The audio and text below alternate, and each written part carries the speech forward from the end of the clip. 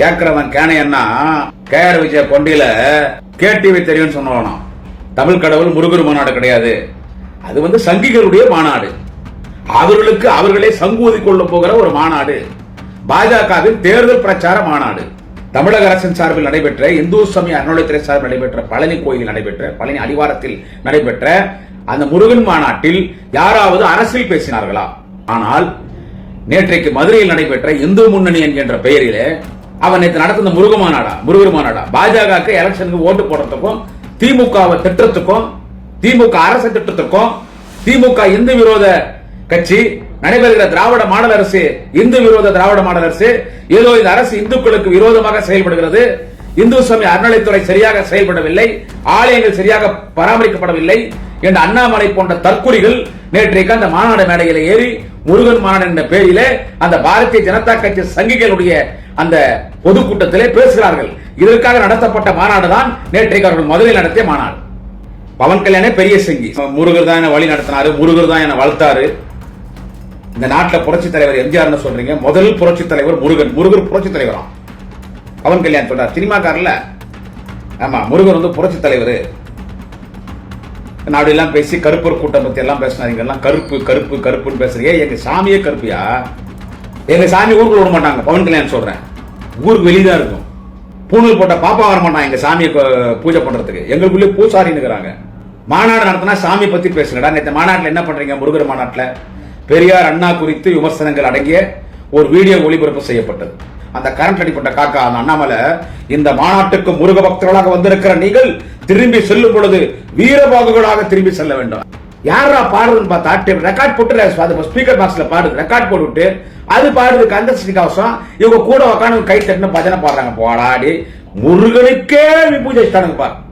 இவனுக்கு மத கலவரத்தை தூண்டுறதுக்கு என்ன சொல்றது, இந்துத்துவான்னு பேசி நம்ம தமிழ்நாடு இந்து முஸ்லீம் கிறிஸ்டின் அண்ணன் தம்பியா மாமா மச்சானா ஒரு சமத்துவ நாடு திராவிட மண்ணு இதை கெடுக்கத்து நடத்துற மாநாடு தான் முருகன் மாநாடு சொன்னால. இன்னைக்கு அண்ணாமலை வேலை பார்த்தான். என்னன்னு கேட்டா, நம்ம இந்து மதம் அழிக்கப்படுகிறது. எங்க இந்து மதம் அழிக்கப்படுகிறதாம். இந்து மதம் பாதுகாப்பாக இருப்பது எங்கே என்று கேட்டால் இந்தியாவிலே தமிழ்நாட்டில் தான். இந்து மதத்தை பாரதிய ஜனதா கட்சியிடமிருந்து பாதுகாக்கிற பொறுப்பு திராவிட முன்னேற்ற கழக இளைஞரணிக்கு இருக்கிறது என்று சொன்னார். என்ன சொல்றான், நம்ம இந்து மதம் அழிக்க பாக்குறாங்க. அதனால இனிமே ஸ்கூலுக்கு நம்ம பசங்க அனுப்பும் போது கட்டாயமா ருத்ராட்சி கொட்டை கழுத்துல கட்டணும். ருத்ராட்சி கொட்டை கழுத்துல கட்டி விபூதி வச்சுதான் அவங்களுக்கு அப்படியே நம்ம இந்து மதத்தை பத்தி சொல்லி கொடுத்து உருவேற்றி ருத்ராட்சி கொட்டையை கட்டி விபூதி வச்சுதான் நம்ம குழந்தைங்களை நம்ம ஸ்கூலுக்கு அனுப்பணும் சொன்னது யாருன்னா அண்ணாமலை. ஆனா நேற்று அவன் பேசும்போது அந்த ஆள் கழுத்துல ருத்ராட்சி கட்டுறதை பார்த்தா அந்த ஆள் கழுத்துல ருத்ராட்சி கொட்டை இல்ல. ருத்ராட்சி கொட்டை கட்டுறதோ விபூதி பூசுறதோ தப்புன்னு சொல்ல. ஆனா அந்த குழந்தைகளுடைய அந்த பிஞ்சு மனசுல மதத்தை சொல்லி கொடுக்க சொல்றான் பாருங்க. திராவிட முன்னேற்ற கழகத்தின் கொள்கை பொறுத்த மட்டில் இந்து முஸ்லீம் கிறிஸ்டியன் அண்ணன் தம்பி மாமா மச்சான் இங்க எல்லாம் சமம். இதுதான் திராவிட மாடல். இன்றைக்கு இந்தியாவிலே சிறப்பாக இந்து சமய அறநிலையத்துறை இருக்கிறது என்று கேட்டால் அது தமிழ்நாட்டில் தலைவர் தளபதி ஆட்சியில். அண்ணாமலை சூரசம்ஹாரம் செய்யா வாக்காளி 2026 தேர்தலில் நாங்க செய்யறோம் சூரசம்ஹாரம். 2026 தேர்தலில் பாஜகவுக்கு சூரசம்ஹாரம் செய்ய போறது யாருன்னு கேட்டா, திருச்செந்தூரில் முருகன் அரக்கனை சூரசம்ஹாரம் செய்து கொன்றது போல் 2026 தேர்தலிலே தமிழ் கடவுள் முருகனினுடைய ஆசியோடு தமிழினத்தின் தலைவர் தளபதியோடும் அண்ணன் உதயநிதி தலைவரோடும் பாஜக சங்கி கூட்டத்தை அவர்களோடு சேர்கிற சங்கி கூட்டத்தினுடைய அடிமை கூட்டங்களையும் நாங்கள் சூரசம்ஹாரம் செய்யாமல் விடமாட்டோம் என்று. நண்பர்களே வணக்கம், உடையாத்தம் குமரன் பேசுகிறேன். நண்பர்களே, நேற்றைக்கு மதுரையில் 2026 தேர்தலை நோக்கி பாரதிய ஜனதா கட்சி பாஜக ஒரு தேர்தல் பிரச்சார பொதுக்கூட்டத்தை நடத்தியது. அதுக்கு அவங்க வச்ச பேர் என்னன்னு கேட்டா முருகன் மாநாடு. இந்து முன்னணி சார்பில் முருகன் மாநாடு. இந்து முன்னணி என்று சொன்னால் அது அரசியல் கட்சி சாராத ஒரு அமைப்பான். அதுக்கும் பாஜகவுக்கும் எந்த சம்பந்தம் இல்லையா. அவங்க இந்து முன்னணி உங்களை கூப்பிட்டாங்களா அவங்க போய் கலந்துக்கினாங்களாம். எப்படி காதுல பூ சுத்துறான் பாருங்க. கேட்கிறவன் கேனையன்னா கேஆர் விஜய கொண்டியில கேடிவி தெரியும் சொன்னான். நம்ம ஏற்கனவே சொன்னோம், அவன் முருகன் மாநாடு நடத்துறன்னு சொன்ன உடனே அது முருகர் மாநாடு இல்ல, தமிழ் கடவுள் முருகர் மாநாடு கிடையாது. அது வந்து சங்கிகளுடைய மாநாடு, சங்கிகள் நடத்துகிற மாநாடு. சங்கிகள் ஒன்று கூடி அவர்களுக்கு அவர்களே சங்கூதி கொள்ள போகிற ஒரு மாநாடு. பாஜகவின் தேர்தல் பிரச்சார மாநாடு. முருகன் மாநாடு என்று சொல்லி மக்களை ஏமாற்றி வரவழைத்து அங்கே பாஜகவின் தேர்தல் பிரச்சார மாநாடு, சங்கிகள் மாநாடு, ஒரு மதவாத மாநாடு, ஒரு மத கூட்டம் ஒன்று கூட போகிறது. ஆரிய கூட்டம் தன்னுடைய வேலையை காட்ட ஆரம்பித்துவிட்டது. வட மாநிலங்களிலே சாமி பெயரை சொல்லி ஏமாற்றி ஜெய் ஸ்ரீராம் ஜெய் ஸ்ரீராம் என்று சொல்லி மதவாத அரசியல் செய்து மக்களை ஏமாற்றி தொடர்ந்து ஆட்சிக்கு வருகிறார்கள். அப்படிப்பட்ட வேலையை தமிழ்நாட்டில் முருகனை கையில் எடுக்கலாம் என்று சொல்லி அவர்கள் முருகன் மாநாடு என்ற பெயரில் சங்கிகள் மாநாடுகள் நடத்துகிறார்கள். அது முருகன் மாநாடு, சங்கிகள் மாநாடு, பாஜகவின் தேர்தல் பிரச்சாரம் பொதுக்கூட்டம் அது என்று அவர்கள் மாநாடு அறிவித்தவுடன் நாங்கள் அதை தொடர்ந்து வலியுறுத்தினோம், மக்கள் மத்தியில் எடுத்து சொன்னோம். குறிப்பாக இந்து சமய அறநிலைத்துறை அமைச்சர் மாண்புமிகு அண்ணன் சேகர் பாபு அவர்கள் பத்திரிகையாக தெளிவாக பத்திரிகையாளர் மத்தியிலே சொன்னார். அது வந்து சங்கிகள் மாநாடு. நேற்று மாநாடு நடக்கிறதுக்கு ஒரு மணி நேரத்துக்கு முன்னால கூட பத்திரிகையாளர் மத்தியில பேசும்பொழுது இந்து சமய அறநிலைத்துறை அமைச்சர் மாண்புமிகு அண்ணன் சேகர் பாபு அவர்கள் அதான் சொன்னார், அது சங்கிகள் மாநாடு. நேற்று நீங்க பாத்தீங்கல்ல எப்படி நடந்துச்சுன்னு? நேற்று எல்லாம் டிவியில பாத்தீங்கல்ல? ஒரு முருகர் மாநாடு எப்படி சார் நடக்கும்? நான் எப்பவுமே லைவ் வரதெல்லாம் பாத்தீங்கன்னா ஒரு மாலை நேரத்தில் தான் நான் நேரலையில வருவேன், இல்லைன்றால் இரவு ஒரு 9 மணிக்கு நேரலையில வருவேன். நான் இன்றைக்கு தான் காலையில பேசுறேன். ஏன்னா எல்லா யூடியூப் சேனல்ஸ் நீங்க பேசணும்னாரு, நான் தனித்தனியா எல்லாருக்கெல்லாம் பேச முடியாது. என்ன சொல்றது, என்னுடைய நேரலையில பேசிடுறேன், அதுல இருந்து எடுத்துக்கோங்க. ஒண்ணு நேத்து அவங்க நடத்தினாங்கல்ல மதுரையில, அது முருகன் மாநாடு. அது மட்டும் சொல்லுங்க சார். இங்க யாரும் முருகருக்கு யாரும் விரோதி கிடையாது, இந்துத்துவாக்கு யாரும் விரோதி கிடையாது. குறிப்பா நான் இந்துத்துவாக்க நான் விரோதி கிடையாது. நான் ஆன்மீகத்தில் அதிகமாக நாட்டம் உள்ளவன். நானும் முருக பக்தர் தான், எங்க குலதெய்வமே முருகர் தான். நேத்து நடந்தது முருகர் மாநாடா? இந்து சமய அறநிலைத்துறை சார்பில் அருள்மிகு பழனி கோயில்ல முருகர் மாநாடு நடந்துச்சு. 2 நாள் நடந்துச்சு. அந்த மாநாடு கண்டிப்பா எல்லாரும் பார்த்திருப்பீங்க.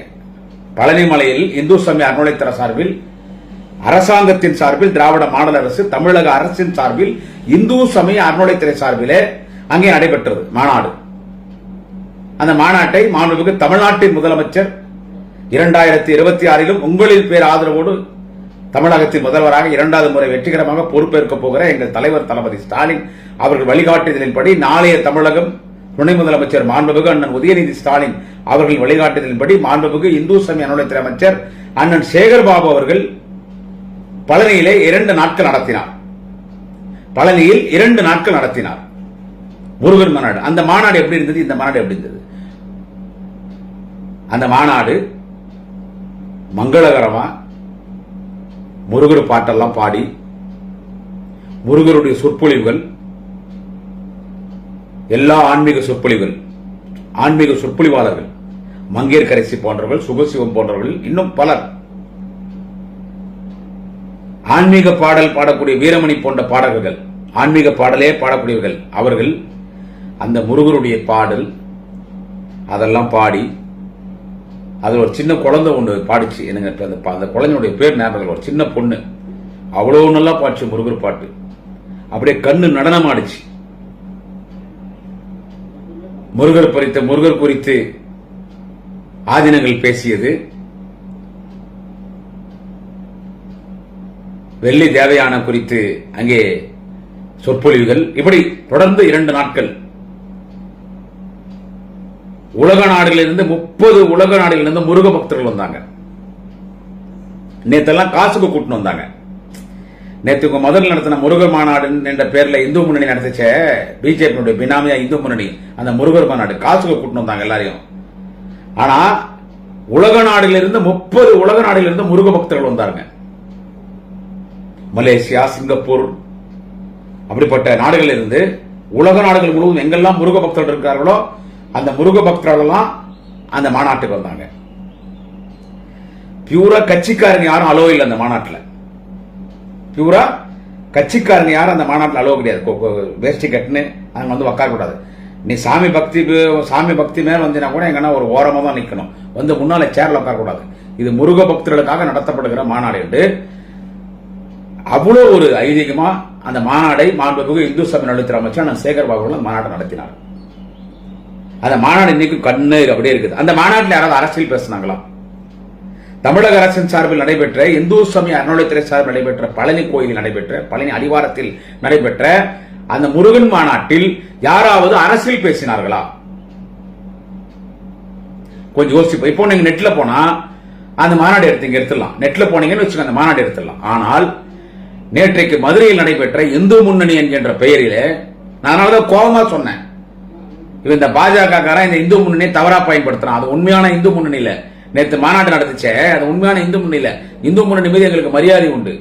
ஆனால் நேற்று இந்த பாஜக பினாமியா இருக்கிற அந்த இந்து முன்னணி, சந்து முன்னணி, பொந்து முன்னணி, அவன் நேற்று நடந்த முருகர் மாநாடா பாஜக எலெக்ஷனுக்கு ஓட்டு போடுறதுக்கும் திமுகவை திட்டத்துக்கும் திமுக அரசு திட்டத்துக்கும் திமுக இந்து விரோத கட்சி நடைபெறுகிற திராவிட மாடல் அரசு, இந்து விரோத திராவிட மாடல் அரசு, ஏதோ இந்த அரசு இந்துக்களுக்கு விரோதமாக செயல்படுகிறது, இந்து சமய அறநிலைத்துறை சரியாக செயல்படவில்லை, ஆலயங்கள் சரியாக பராமரிக்கப்படவில்லை என்ற அண்ணாமலை போன்ற தற்கூறிகள் நேற்றைக்கு அந்த மாநாடு மேடையில் ஏறி முருகன் மாநாடு என்ற பெயரில அந்த பாரதிய ஜனதா கட்சி சங்கிகளுடைய அந்த பொதுக்கூட்டத்திலே பேசுகிறார்கள். இதற்காக நடத்தப்பட்ட மாநாடு தான் நேற்றைக்கு அவர்கள் மதுரையில் நடத்திய மாநாடு. நான் திரும்பி ஒன்று சொல்றேன் சகோதர சகோதரிகளே, நீங்க நெட்ல போனா எடுக்கலாம். இந்து சமய அறநிலையத்துறை சார்பிலே பழனியிலே நடைபெற்ற மாநாடு, முருகர் மாநாடும் அரசு நடத்திய மாநாடும் நேற்றைக்கு பாரதிய ஜனதா கட்சி, நான் அப்படிதான் சொல்வேன், பாரதிய ஜனதா கட்சி சங்கிகளின் பினாமியாக இருக்கக்கூடிய அந்த இந்து முன்னணி, சந்து முன்னணி, பொந்து முன்னணி அவர்கள் நடத்தினார்களே அந்த மாநாடு, நாங்களும் இந்துக்கள் தான். உண்மையான இந்து முன்னணின்னா ராயல் சல்யூட். அந்த இந்து நேற்று நடத்திய இந்து முன்னணி அது பாஜகவின் பினாமி. அதனாலதான் அது இந்து முன்னணி, சந்து முன்னணி, பொந்து முன்னணி என்ன. அவங்க நேற்று நடத்த மாநாடுக்கு டிஃபரன்ஸ் பாருங்க.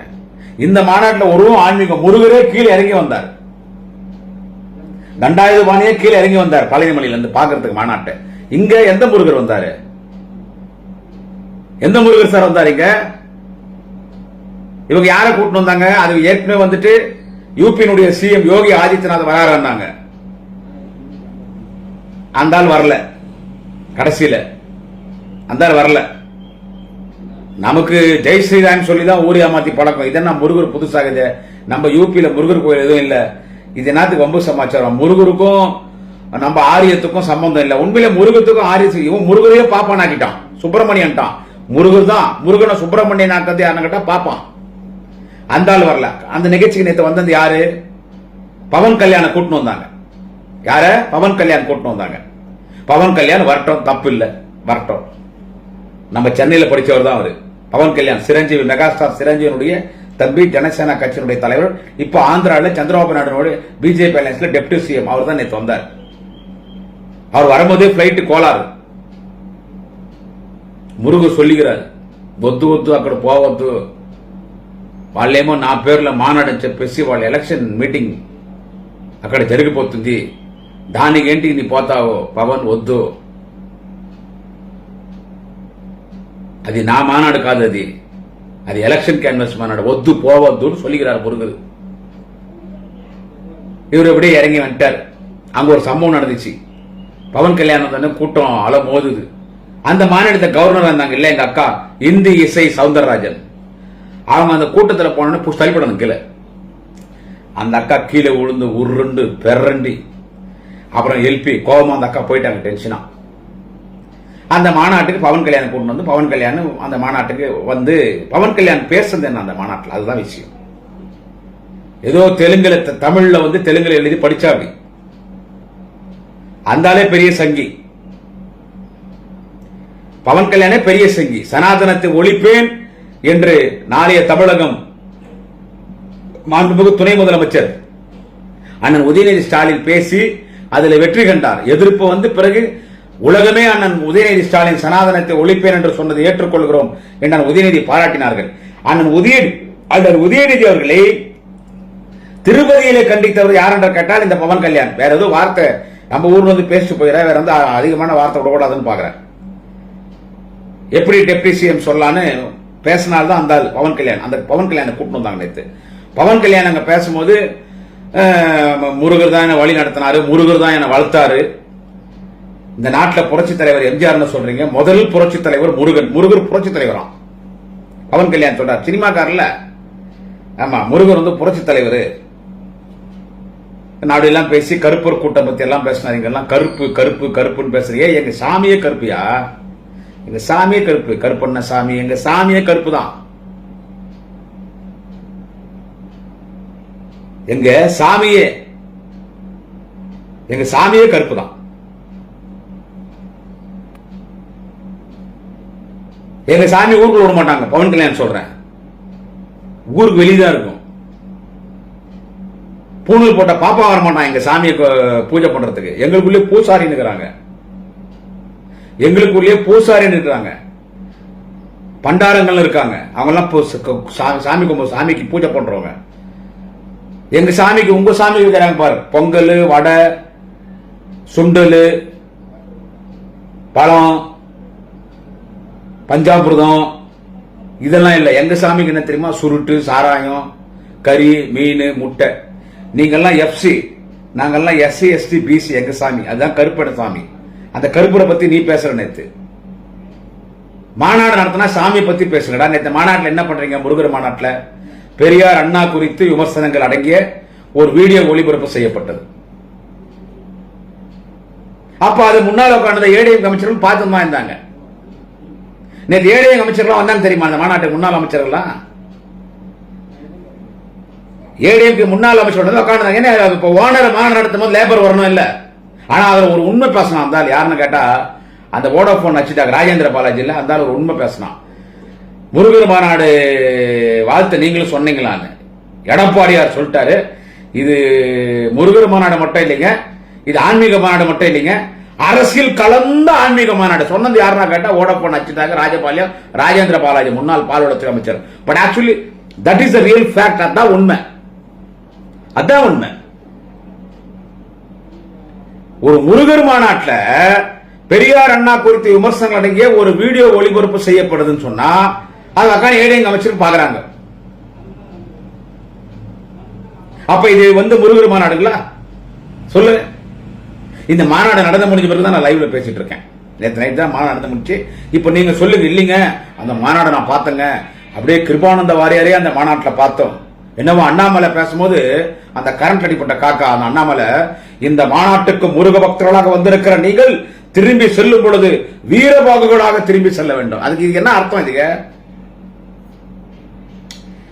முருகர் மாநாட்டுக்கு முருக பக்தர்களா வந்திருக்கிற நீங்க திரும்பி போகும்போது வீரபாகுவாக திரும்பி போங்கன்னா என்ன அர்த்தம்? எலெக்ஷனுக்கு தயாராவடா, வீரபாகு மாதிரி வீரமா போய் எலெக்ஷனுக்கு தயாராகு. யாரா இருந்தாலும் அடி தட்டி எது இருந்தாலும் தயாராரு, எலெக்ஷனுக்கு தயாராகும் சொல்லி தேர்தலுக்கு உன் கட்சியின் பாஜகவின் தொண்டர்களை தயார்படுத்துவதற்கு நீ நடத்திய மாநாடு.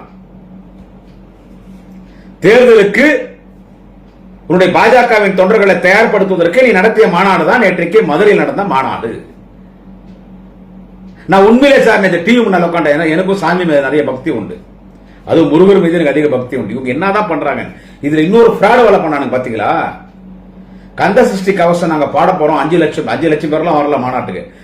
கந்த சஷ்டி கவசம் நாங்க பாட போறோம். 5 லட்சம் பேர் கந்த சஷ்டி கவசத்தை பாடி பெரிய உலக சாதனை, கிட்னஸ் சாதனை பண்ண போறோம். கிட்னஸ் சாதனை பண்ணுவோம், ஒரு கிட்னஸ் ரெக்கார்ட் பண்ண போறோம்.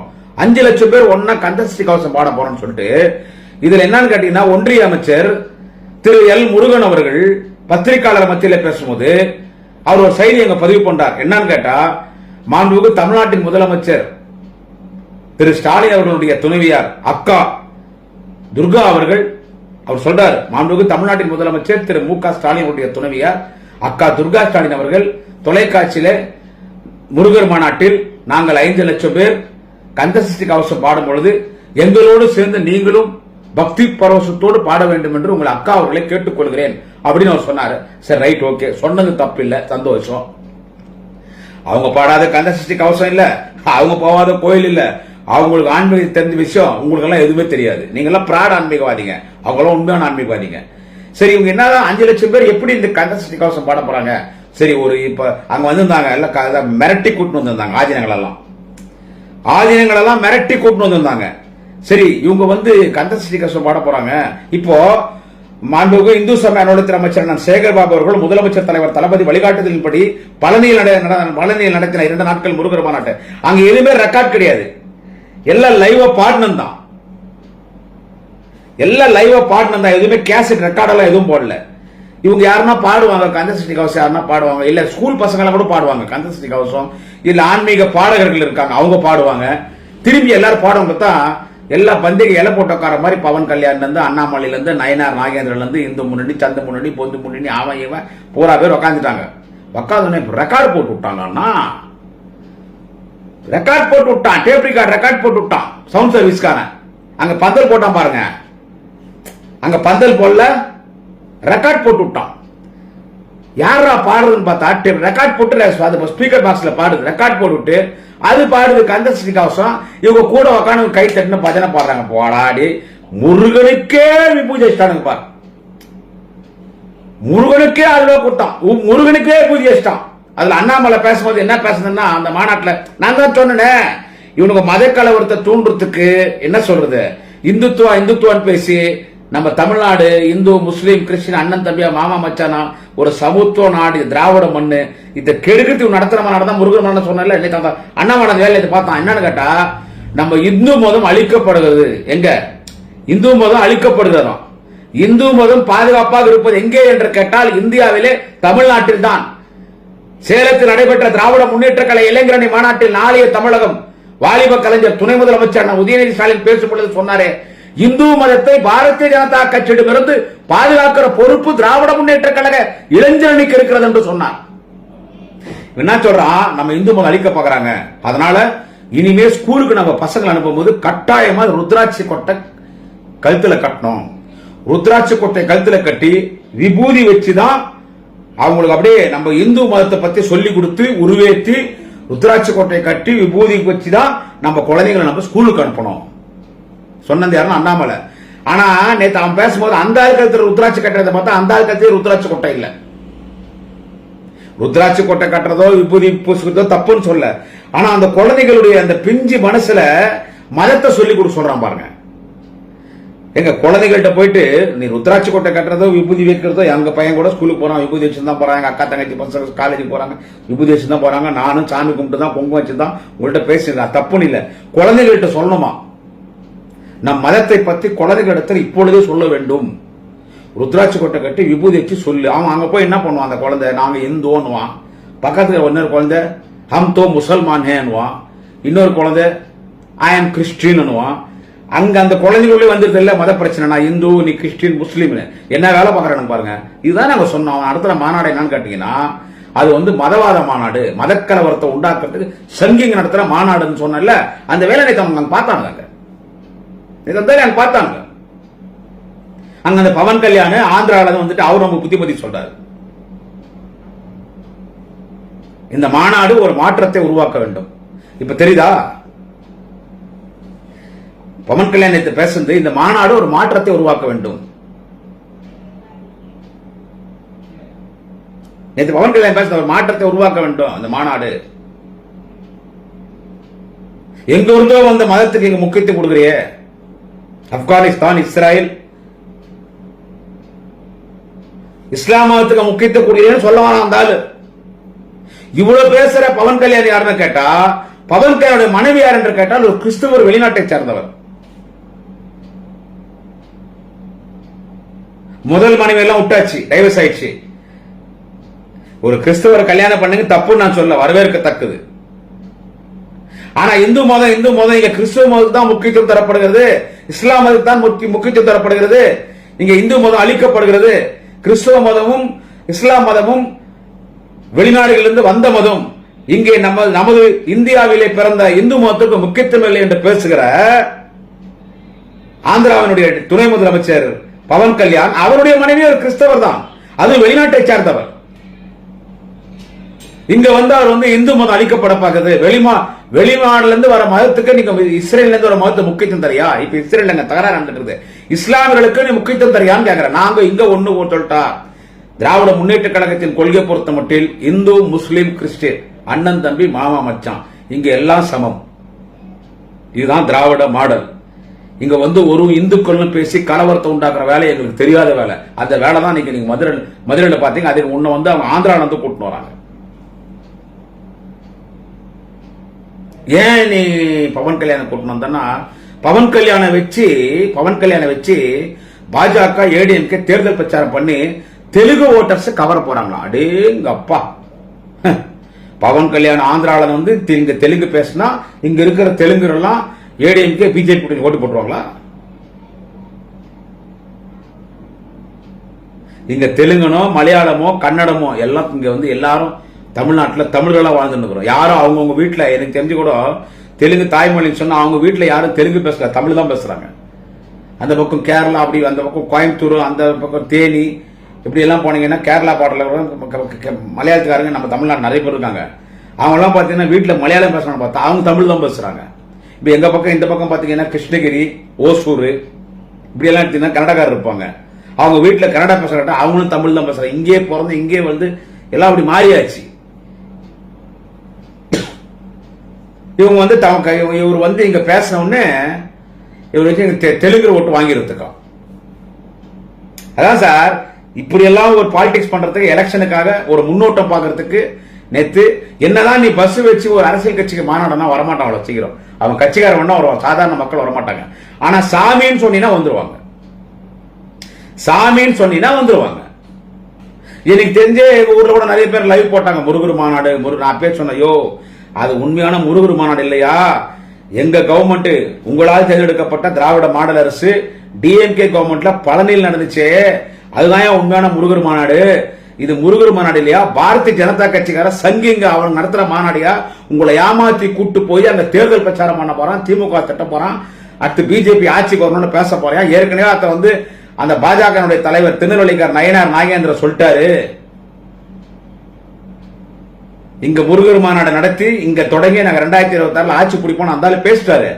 அவன் எலெக்ஷன் கூட நடத்துறான், அதுக்கு ஏன் நீங்க போறீங்க? அதனால போவான். நீங்க அதான் நேற்றைக்கு கூட மாண்புமிகு இந்து சமய நலத்துறை அமைச்சர் சேகர் பாபு அதான் சொன்னாரு, இது சங்கிகள் நடத்த தேர்தல் பிரச்சாரம் நேற்று நடத்தி காட்டானுங்க.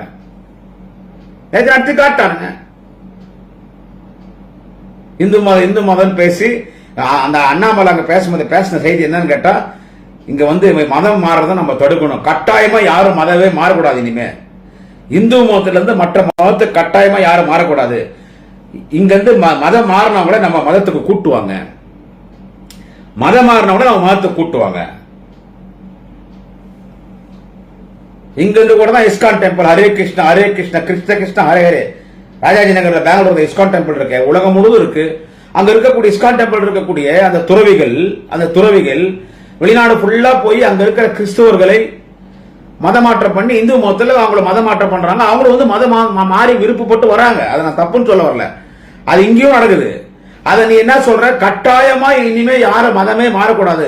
ஏன் மதம் மாறுறீங்கன்னு கேட்கற இல்ல, ஏன் வந்து இந்தியாவில் இத்தனை பேர் கிறிஸ்தவ மதத்தை மாறுகிறீங்கன்னு கேட்கற, அண்ணாமலை கேட்கற. ஏன் மாறணும்னா அதுக்கு காரணம் உன்னுடைய ஓனர் RSS. குறிப்பா பட்டியலினத்தின் மக்கள் கிறிஸ்தவ மதத்துக்கு சென்றா, அதான் நீ சொல்ல வர. அவங்களை மீண்டும் இந்து மதத்தை கூட்டுன்னு வராங்க. சங்கராச்சாரிய பக்கத்துல குறைச்சி இலை போட்டு சோறு போடுவாரா? அவள் என்னத்துக்கு எச் ராஜா உன்னையே உள்ள சேகல, எச் ராஜா டேபிள் குறைச்சி வந்தா சோறு போடுவானா? ஏன் மதம் மாறுறாங்க? பட்டியலினத்தின் மக்கள், குறிப்பாக பட்டியலினத்தின் மக்கள் ஏன் பெருமளவில் இன்றைக்கு தலித் கிறிஸ்தவர்களாக இருக்கிறார்கள்? இதற்கு அண்ணாமலை உன்னால் பதில் சொல்ல முடியுமா? நீ கூட்டு வந்திய பவன் கல்யாணால் பதில் சொல்ல முடியுமா? ஏன்னா அவங்களுக்கு நீங்க பர்த்தன கொடுமை கொஞ்சம் நஞ்சம் கிடையாது. அதனாலதான் உலக சட்ட மாமேதை பாபா சாஹிப் அம்பேத்கர் போ, உன் இந்து மதமே வேணாம். என்னடா என் மதம் இந்து மதம்ன்ற, என் மதம் கோயிலுக்குள்ள என்னால போக முடியல, தெருவில் நடக்க முடியல, பொது கேந்திர தண்ணி குடிக்க முடியல, ஊருக்குள்ள தள்ளி இல்லைன்றான், நீ இந்து இல்லைன்றான், உன் மதமே வேணாம் சொல்லி அவர் புத்த மதத்துக்கு போனார். அந்த மாதிரி நீ பண்ண கொடுமை, கோயிலுக்கு வரக்கூடாது, தொட்டா தீட்டு, பார்த்தா தீட்டு, டீ கடைக்கு போனா தனி கிளாஸ், அந்த இது கொட்டாங்குச்சி, அதுதான் டீ கொடுப்ப. எவ்வளவு கேவலப்படுத்தின, அவ்வளவு கேவலப்படுத்தி அவ்வளவு அசிங்கப்படுத்தின. ஐயர் வந்தாருன்னா கிட்ட வரக்கூடாது, போயிடணும். கோயிலுக்குள்ள கோயிலுக்குள்ள தெருவோட நடக்கக்கூடாது. ஆனா பாதிரியார கூட ஐயர் தான் சொல்லுவாங்க. கிறிஸ்தவ மதத்துல பாதிரியார கூட ஐயர் தான் சொல்லுவாங்க. இவன் ஐயர் அவன் நடக்கிற தெருவிலே வரக்கூடாதுன்றான் பாப்பா. ஆனா கிறிஸ்தவ மதத்துடைய ஐயர் வெள்ளை துணி போட்டு பைபிள் போட்டு வீட்டுக்குள்ளே போயிட்டாரு. யாரு இவர்னா இவர் ஐயர். ஐயரா? ஆமா, இவர் தான் இயேசுநாதர். இயேசு கடவுளை கும்பிடக்கூடிய சர்ச்சில் ஐயர் வந்துகிறாரு. என்னடா நம்ம ஜாதியில் ஐயர் நம்மள அவன் நடக்கிற தெருவிலே வரக்கூடாதுன்றான். இங்க என்னடான்னா இந்த இயேசு சாமியுடைய ஐயர் நம்ம வீட்டுக்கே வந்துக்கிறாரு, வெள்ளையும் வெள்ளையுமாகிறாரு, நம்மள தொட்டு கும்பிடுறாரு, நம்ம வீட்டுல டீ காப்பி குடிக்கிறாரு, நம்ம வீட்டுல இருக்கிற பழைய கஞ்சி எடுத்து குடிக்கிறாரு. அப்ப நம்ம கிறிஸ்தவ மதத்துக்கு போயிடலாம், எங்க மரியாதைக்கு எல்லாம் அப்படி கிறிஸ்தவ மதத்துக்கு போனவங்க தான். உன்னுடைய தொட்டால் தீட்டு பார்த்தால் தீட்டு அன்டச்சபிலிட்டி, உன்னுடைய தீண்டாண்மை, நீ படுத்தின அசிங்கம், அதனாலதான் சீ தூப்பலாம் இந்து மதம் வேணாம்னு சொல்லி எல்லாம் கிறிஸ்தவ மதத்துக்கு போயிட்டாங்க. நீ அவங்களை திருப்பி கூப்பிடுறியா? நீ அவங்களை திருப்பி கூப்பிடுறியா? இதெல்லாம் தான் நேற்று மாநாட்டில் பேசினாங்க. ஒரு மாற்றத்தை உருவாக்கணும்னு பேசுறான். ஒரு ஆந்திரால வந்து ஒரு டெப்டி சிஎம் ஒரு மாற்றத்தை உருவாக்கணும்.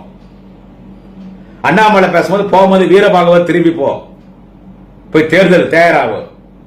இதெல்லாம் யோசிங்கல்ல. நேற்று நடந்த மாநாடு அது கந்த சஷ்டி கவசத்தை பாடுறன்னு சொல்லி டேப் ரெக்கார்ட்ல ரெக்கார்டு போட்டு பாட்டு போட்டு உக்காந்து பாடினானுங்களா? முருகருக்கே விபூதி வச்சிட்டானுங்க. பாத்தீங்களா? முருகருக்கே விபூதி வச்சிட்டானுங்க.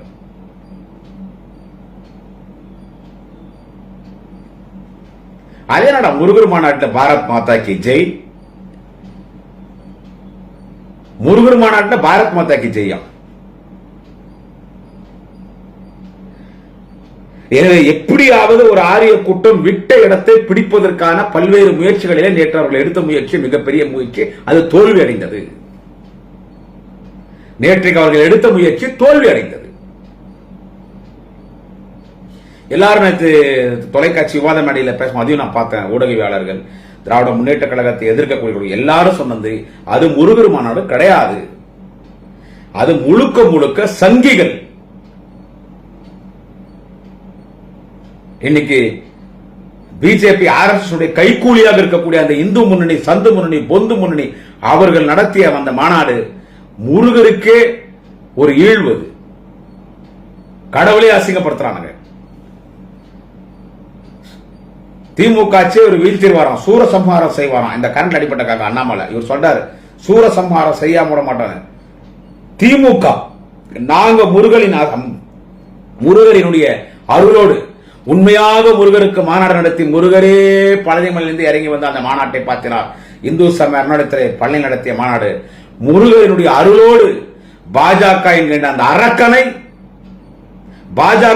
அரக்கனை இந்த 2026 தேர்தலில் தலைவர் தளபதி ஸ்டாலின், நாளைய தமிழகம் மாண்புமிகு உதயநிதி ஸ்டாலின் பாஜகவை சூரசம்ஹாரம் செய்ய போகிறோம். இந்த 2026 தேர்தலில் யார சூரசம்ஹாரம் செய்யறது? யார இந்துக்கு எதிர்ப்பான ஆட்சி? அதாவது கோயில்களில் ஏற்றத்தாழ்வு இருக்குதான். அவன் அண்ணாமலை பேசும்போது சொல்றான், இந்து சமய அறநிலையத்துறை சரியா இல்ல, கோயில்களில் ஏற்றத்தாழ்வு இருக்குது, நிறைய தப்பு நடக்குதுன்னு சொல்றது யாருன்னு கேட்டா தப்பான இந்த அண்ணாமலை சொல்றான். இன்றைக்கு இந்தியாவிலே சிறப்பாக இந்து சமய அறநிலையத்துறை இருக்கிறது என்று கேட்டால் அது தமிழ்நாட்டில் தலைவர் தளபதி ஆட்சியில் சிறப்பான இந்து சமய அறநிலையத்துறை அமைச்சர் யார் என்று கேட்டால் தலைவர் தளபதி வழிகாட்டின்படி சிறப்பாக பணியாற்றுகிற செயல் பாபு, அண்ணன் சேகர் பாபு அவர்கள். கிட்டத்தட்ட 4000 கோயில்கள் குடமுழக்கு செய்யப்பட்டிருக்கிறது. இதுக்கு அண்ணாமலை பதில் சொல்லணும். கோயில்ல தப்பு நடக்குது, ஏற்றத்தாழ்வு, நிறைய தப்பு நடக்குதுன்னு பேசுற, எந்த விதமான பராமரிப்பு இல்லைன்னு பொய்யான குற்றச்சாட்டு வைக்கிறிய அண்ணாமலை சொல்றேன். கிட்டத்தட்ட 4000 கோயில்கள் குடமுழக்கு செய்யப்பட்டிருக்கிறது. உன்னுடைய ஏடிஎம் காட்சியில 10 வருஷத்துல கோயில் நகையை திருடின்னு போட்டான், கோயில் சொத்தை களவாடிட்டான், வரவேண்டிய கடவாடகை வரல, கோயில் குத்தகை பணம் வரல, பல ஊர்ல விலை உயர்ந்த வெங்கல சாமி சிலையை திருடி போட்டான். சில கிட்ட அப்பதான் நடந்துச்சு. அது திராவிட முன்னேற்ற கழக ஆட்சி வந்த பிறகு தலைவர் தளபதி அவர்கள் மாண்புமிகு நான் சேகர்பாபு அவர்களை இந்து சமய அறநிலையத்துறை அமைச்சராக நியமித்த பிறகுதான் எல்லா கோயில் குடமுழுக்கு செய்யப்பட்டு களவாடப்பட்ட கோயில் நகைகள்லாம் கோயிலுக்கு ஒப்படைக்கப்பட்டது. வர வேண்டிய எத்தனோ கோடிக்கணக்கான பணம் வசூல் செஞ்சிச்சு, கோயில் குத்தகை பணம் வசூல் செஞ்சு கோயில் சொத்துக்கள்லாம் மீட்கப்பட்டு இன்னைக்கு எல்லா கோயிலும் சுத்தபத்தமா எல்லா கோயிலும் இன்னைக்கு தினமும் பூஜை, புனஸ்காரம், ஆராதனை, பிரசாதம் வழங்குறது, கோயில் சார்பில் இந்து சமய அறநிலையத்துறை சார்பில் கல்லூரிகள் கட்டப்படுகிறது. இப்படி ஏற்றத்தாழ்வே கிடையாது. முன்னெல்லாம் நாங்கெல்லாம் இதே ஏடிஎம் காட்சியோட கோயிலுக்கு போனோம்னா போன் பண்ணா டைரக்டா போய் மூலஸ்தானத்துல நிற்போம். இப்ப அதெல்லாம் இல்ல. தலைவர் தளபதிக்கும் ஸ்ட்ரிக்டா சொல்லிட்டார். அதனா சாமி முன்னால பெரியவன் யாரா இருந்தாலும் லைன்ல தான் போய் ஆகணும். நாங்க என்னதான் போன் பண்ணி மினிஸ்டர் ஆபீஸ் சொன்னா கூட கீழே போய் டிக்கெட் தான் வாங்கி போய் ஆகணும். இவன் ஏற்றத்தாழ்வுன்னு சொல்றான் இந்த கரண்ட் அடிப்பட்ட காக்கா அண்ணாமலை. எனவே முழுக்க முழுக்க திராவிட முன்னேற்ற கழகத்தை எதிர்க்கிற ஆளு, திமுகவை எதிர்க்கிற பாஜகவின் கண்டன கூட்டம், பாஜகவின் தேர்தல் பிரச்சார கூட்டமாக நேற்று மதுரையில் நடத்திவிட்டு இன்னைக்கு என்னடா முருகர் மாநாடு அது ஊத்திக்கிச்சு. இதைதான் நாங்கள் அடித்தடித்து சொன்னோம். அது முருகர் மாநாடு இல்லை, அது சங்கிகள் மாநாடு, அது மதவாத மாநாடு, மதக்கலவரத்தை தூண்ட பார்க்கிறார்கள், தங்களுடைய தேர்தல் பிரச்சாரத்துக்கு பயன்படுத்துகிற மாநாடு என்று சொன்னேனே. நான் மீண்டும் மீண்டும் இந்த செய்தியை பதிவு செய்கிறேன். நெட்ல போய் 2 நாட்கள் இந்து சமய அறநிலையத்துறை சார்பிலே நடைபெற்ற திராவிட முன்னேற்ற கழக ஆட்சியிலே இந்து சமய அறநிலையத்துறை அமைச்சர் மாண்புமிகு சேகர் பாபு அவர்கள் முதலமைச்சர் தலைவர் தளபதி வழிகாட்டுதல்படி நடைபெற்ற அந்த இந்து சமய அறநிலையத்துடைய முருகர் மாநாடு 2 நாள் எப்படி நடந்துச்சு, எவ்வளவு மங்களகரமா இருந்துச்சு. சாமி கும்பிடாத நாத்திகவாதி கூட ஆத்திகவாதியா மாறுவான், அப்படி ஒரு மாநாடு நடந்துச்சு. நேற்று தேர்தல் பிரச்சார கூட்டம் மாநாடு நடத்தி ஆட்சியை தட்டுறான். இங்க நாங்க இந்துக்கு விரோதிகள்ன்றான், கோயில்ல சரியில்லைன்றான். ஒரு மாற்றத்தை உருவாக்கணும். இங்க இருந்து போகும்போது வீரபாகவா கிளம்பி போ, தேர்தல் வேலையை பாருன்னா இந்த வேலையை நேற்று சங்கி பசங்க நேற்று சங்கி மாநாடு நடத்தி முருகன் மாநாடு என்று முருகனுடைய பெயரையே இன்னைக்கு நேற்று முருகன் அடமான வைக்கிறானுங்க. ஆனா முருகன் உங்களுக்கு சும்மா விட மாட்டார். முருகன் சும்மா விட மாட்டார். உக்களை அந்த வேலிலே உங்களை குத்துவார், அந்த வேலிலே உங்களை குத்துவார். முருகனும் எங்கள் பக்கம் தான் இருக்கார். அந்த மதுரையில் இருக்கிற மீனாட்சி அம்மனும் எங்கள் பக்கம் தான் இருக்கிறார். எல்லா இந்து தெய்வங்களும் எங்கள் பக்கம் தான் இருக்கிறார். இஸ்லாமிய கடவுளும் அல்லாவும் எங்க பக்கம் தான் இருக்கிறார். கிறிஸ்துவ கடவுள் இயேசுவும் எங்கள் பக்கம் தான் இருக்கிறார். புத்தம் சரணம் கச்சாந்தின்னு சொல்ற மாதிரி எம்மதும் சம்மதம் என்ற மாதிரி எல்லா மத கடவுளும் தலைவர் தளபதியை இன்னைக்கு ஆதரிக்கிறார். 2026 மீண்டும் தலைவர் தளபதி ஸ்டாலின் தான் முதலமைச்சராக வர வேண்டும் என்று எல்லா மதமும் எங்களை ஆதரிக்கும் பொழுது முருகன் எங்கடா வந்தான் உங்களுக்கு? இங்க என்னதானே முருகனுக்கு மாநாடு நடத்தினாலும் நீ பிஜேபி சங்கி எடப்பாடி பழனிசாமி பின்னாடி தானே போய் நின்னாவனா?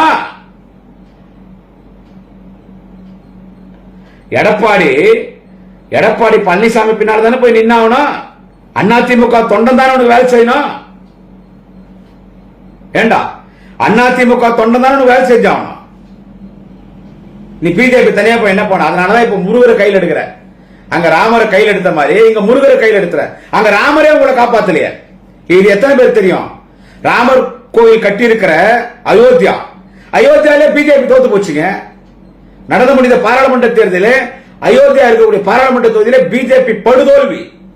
கோயிலே கொஞ்சம் லைட்டா அப்படியே இஞ்சி கீழே வந்துச்சு. சனாதனத்தை ஒழிப்பேன் பேசின கூட்டம் திமுக கூட்டம். சனாதனத்தை ஒழிப்பேன் பேசின கூட்டம் திமுக கூட்டம் இல்ல. இன்னைக்கும் அதான் நாங்க சொல்றோம். சனாதனத்தை ஒழிப்போன் பேசுதான்.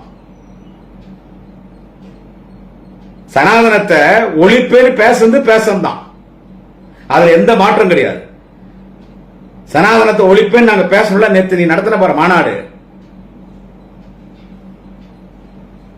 சனாதனத்தை ஒழிப்பேன் பேசுதான். ஏற்றத்தாழ்வு எதுவுமே இருக்கக்கூடாது. கடவுள் முன்னால எல்லோரும் சமம். எல்லாரும் கருவறைக்குள்ள போனோம். அதுதான் அனைத்து ஜாதியினர் அர்ச்சகர். அது இன்னைக்கு தலைவர் தளபதி செஞ்சு காட்டார். அனைத்து ஜாதியினர் அர்ச்சகர். இந்த சமுதாயத்தில் கடவுளுக்கு முன்னால எல்லாரும் சமம். அதென்ன கடவுளுக்கு முன்னால இவன் பெரியவன் அவன் சின்னவன்? மோடியே ராமர் கோயில் அயோத்தியில தரக்கூடாது சங்கராச்சாரிய சொன்ன போது மோடி தரக்கணும் கோயில. மோடி கோயில் தரக்கூடாதுன்னு சொல்றதுதான் சனாதனம். மோடி கோயில் திறக்கணும் சொல்ற பாரு, அதான் சனாதனத்தை ஒழிப்பேன், டெங்கு கொசு மலேரியா கொசு என்று ஆனா உதயநிதி ஸ்டாலின் சொன்னாரு. அதுதான் உண்மை. அதனால நேற்று நீ மதுரையில் நடத்தின அந்த தேர்தல் பிரச்சார கூட்டம், சங்கிகள் நீங்க நடத்தின தேர்தல் பிரச்சார கூட்டம், இதை பார்த்தோம்னா அண்ணாமலைக்கு சொல்றேன், சூரசம்ஹாரம் செய்ய போது யாருன்னு கேட்டா இந்த பிஜேபியை இந்த பிஜேபி சூரசம்ஹாரம் செய்ய போறது யாருன்னு கேட்டா நம்முடைய தலைவர் தளபதி அவர்கள், அண்ணன் உதயநிதி ஸ்டாலின் அவர்கள். நான் ஒண்ணு சொல்றேன், பவன் கல்யாணம் தெரியாம நீ கிளம்பி வந்துட்டீங்க. பவன் கல்யாணம் தெரியாம கிளம்பி வந்துட்ட. திமுக எதிர்த்தவன் எவனும் வாழ்ந்ததா வரலாறு கிடையாது. திமுக எதிர்த்தவன் வாழ்ந்ததா எவனும் வரலாறு கிடையாது. திமுக திட்டினவன் கூட வாழ்ந்ததா வரலாறு கிடையாதுங்க. திமுக திட்டினவன் கூட எவனெல்லாம் திமுக எதிர்த்தானோ அவர்களெல்லாம் கல்லறை கட்டியது தலைவர் கலைஞர், அவளுக்கெல்லாம் மணிமண்டபம் கட்டியது தலைவர் கலைஞர். கடைசியாக அம்மையார் ஜெயலலிதாவுக்கு கூட இரங்கல் கடிதம் எழுதிவிட்டுதான் தலைவர் கலைஞர் மெரினாவில் ஓய்வெடுக்க சென்றார். இது திமுகவின் வரலாறு. இந்த அன்புமணியும் ஒருத்தங்கனா பாவம், ஐயா டாக்டர் ராமதாஸ் புள்ள அன்புமணி ஒரு புறம்போக்கு ஒருத்தங்கனான். அவன் சொல்றான் முதலமைச்சர் தலைவர் தளபதியை கோலன்னு சொல்றான். யாரு அவன்? அன்புமணிக்கு நல்ல கண்டவனுக்கு போந்தவன். அவன் சொல்றான் தலைவர் தளபதி கோலையும். ஆடாங்க எச்சாப்பூரிக்கு நாய, எவ்வளவு பெரிய தலைவர் அவர் தளபதி. அவரு யாருடா கோலை? யாரு? ஏன்னா அவன் கட்சிக்கார வந்தேன். இதுல கமெண்ட்ல வரான், அவனுக்கு டீசல் தெரியாது. இதுல கமெண்ட்ல வரான். அவன் எப்படின்னு கேட்டீங்கன்னா அவனுக்கு அவங்க அம்மா, அவங்க அக்கா, அவங்க தங்கச்சி, அவங்க பொண்டாட்டி எல்லாரும் ஊர் மேல விட்டு விளக்கு பிடிக்கிறவனுக்கு. அதனால அவன் திருப்பி நம்மள அந்த மாதிரி கேட்பான். ஒரு டீசென்ட் இல்லாம லைவ்ல போயிருந்தா கமெண்ட்ல வரும். அவனுக்காகவே தான் இதை நான் இங்க பேசுறேன். அந்த இவங்க ராம்பர் அன்புமணின்னு ஒரு பரதேஷ் பையன் வந்தேன். அவன் அவங்க அப்பா முதல்ல ஏறி சவாரி பண்ணி டைரக்டா திமுக நாங்க போட்ட தூப்போன்னு நாங்க போட்ட பிச்சை எம்பி பதவி, நாங்க போட்ட சுகாதாரத்துறை அமைச்சர் பதவி, அவர் போய் மயிறு புடிங்க நட்டாராம். அங்க எங்க போய் ஐநா சபையில போய் புடிங்க நட்டானா. அவன் 108 ஆம்புலன்ஸ் அவன் புடங்கனானா. 108 ஆம்புலன்ஸ் கலைஞர் கொண்டு வந்தாரு. அன்னைக்கு மன்மோகன் சிங் ஆட்சியில கொண்டு வரப்பட்டது. என்ன சொல்ல அவன்லாம் எவ்வளவு எதிர்த்தான். இப்ப பேசுறான் நிலைமையில கோலன்றான். அவன் யாரு? அவன் அன்புமணி. அப்பனுக்கே முதல குத்திட்டான். பொண்டாட்டி பேச்சு கேட்டேன், அப்பனுக்கே முதல குத்திட்டான். வக்காளி அவனை வெற்றி செய்து நான் வருத்தம் தான். அவங்க அப்பனுக்கே முதல குத்திட்டான். அவங்க அப்பா ஆனா நான் எவ்வளவோ ஐயா பேசியிருக்கேன். ஆனா இன்னைக்கு அவர் மன வருத்தப்படும் போது நமக்கு ரொம்ப மனசு கஷ்டம். ஏன்னா அந்த கட்சி ரொம்ப கஷ்டப்பட்டு வளர்த்தாரு. அவர் ரொம்ப கஷ்டப்பட்ட அந்த கட்சி சைக்கிள்ல போய் வளர்த்தாரு அந்த கட்சி. இன்னைக்கு அந்த கட்சி ஒரு பெரிய கட்சியா பெரிய சாதனை இருந்துச்சு. ஆனா இந்த கட்சி இன்னைக்கு இருக்கிற இடம் போகாம செதறி போச்சு. அது காரணம் யார் தெரியுமா?